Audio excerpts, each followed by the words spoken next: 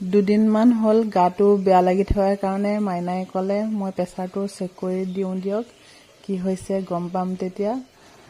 তাৰপিছত মাকক pressure check কৰা দেখি তনয়ো বুলি এতিয়া ডক্তৰ হ'ব, মোক চেক কৰিব মোৰ কি হৈছে চাওকচোন। শুম মই কিয়? তুমি ডক্তৰ, শুব লাগিব। তুমি ডক্তৰ দিয়া, শুই দিছো মই। কি হ'ব দিয়া, হা চোৱাহি ফটাফট আহা, মই যাবগৈ লাগে।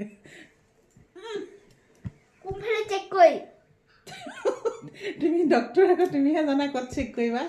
ডক্টৰ হামেশা পেটতে চেক কৰে। পেটত? পেটতে চেক কৰা।